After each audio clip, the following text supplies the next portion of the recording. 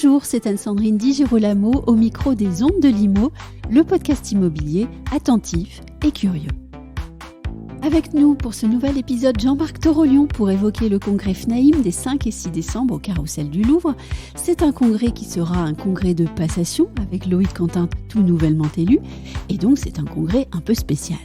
L'occasion de parler de l'engagement, thème de ce congrès 2022, et de la conception que se fait Jean-Marc Torolion de l'engagement d'un homme au service d'une fédération.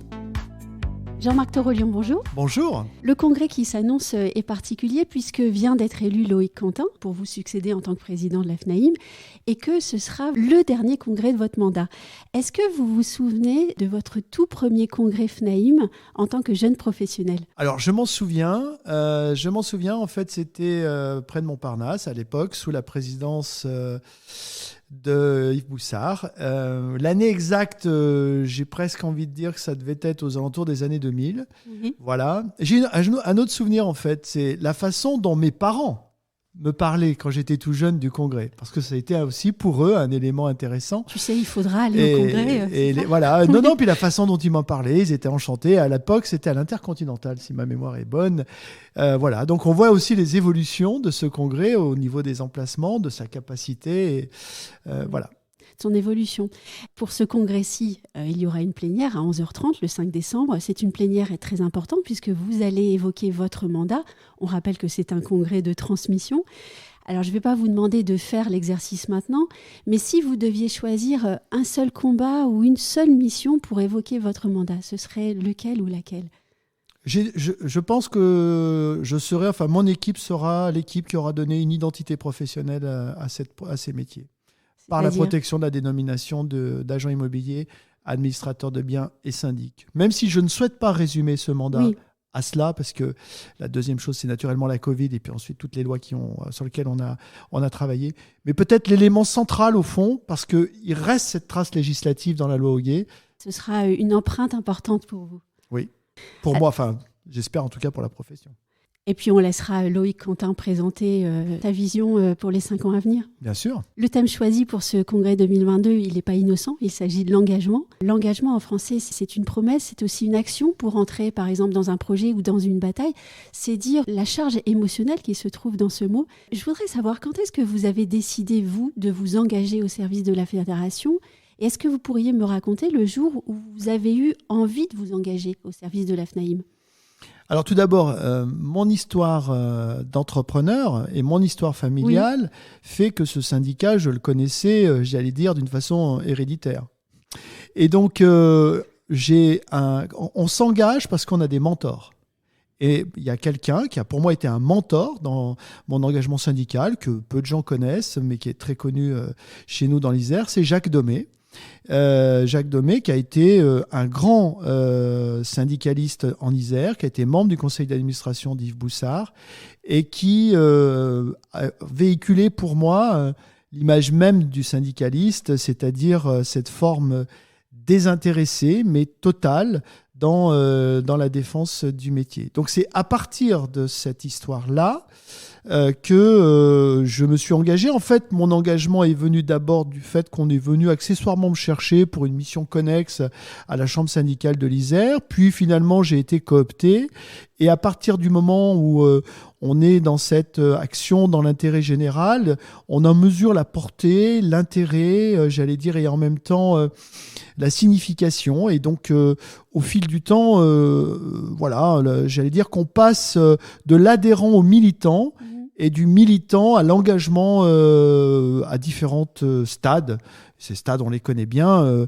Être membre du conseil d'administration de sa chambre, être président de sa chambre, être président de région, candidater pour être au conseil d'administration, être choisi dans le bureau exécutif et finalement, à un moment donné, considérer qu'on est capable, avec une équipe, de porter un projet d'envergure pour cette fédération. Et donc, cette élection, en ce qui me concerne, le 13 octobre 2017, pour une prise de fonction en 2018 avec une équipe et pour 5 ans. L'engagement, c'est aussi accepter des revers. On s'engage pour gagner, on s'engage pour réussir, on s'engage en tout cas pour apporter, mais on tâche de ne pas décevoir, mais il faut accepter aussi parfois d'être contrarié. L'engagement, c'est aussi pour moi une forme d'éthique. C'est-à-dire que j'attache beaucoup d'importance à l'attitude générale que l'on peut avoir en occupant cette fonction. Une éthique personnelle en termes naturellement des attributs de la fédération, une éthique personnelle au regard de la confiance qui vous est donnée, une éthique personnelle dans cet engagement. Voilà, et donc c'est aussi un message pour l'équipe qui finalement va nous succéder, et pour le président, même s'il en est convaincu, qui va me succéder. 5 ans, c'est long. C'est un vrai engagement, c'est une promesse faite au moment où on se présente, et c'est un parcours sur lequel il faut tenir au meilleur niveau. Et au surplus, c'est un engagement qui est ponctué d'événements. On le disait en commençant, ce congrès-ci est très spécial puisque c'est un congrès de transmission.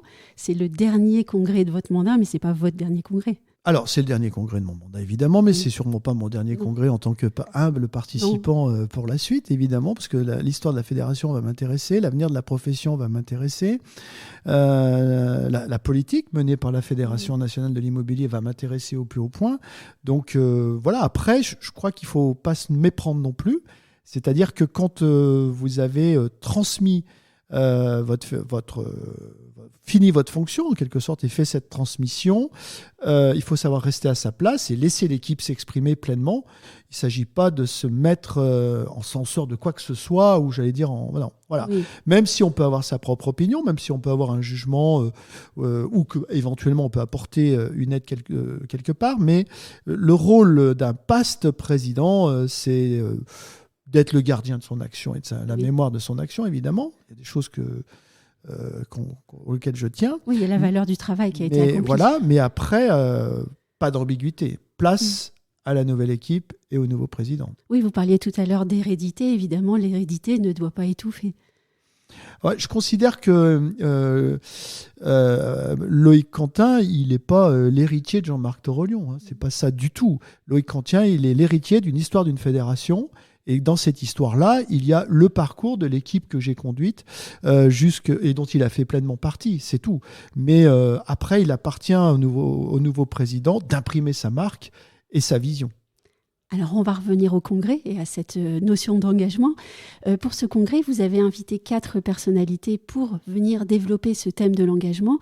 Je pense par exemple au général Vincent Desportes ou à l'entraîneur Fabien Galtier. Qu'est-ce que vous attendez d'eux ? Pour les agents immobiliers et pour tous les professionnels.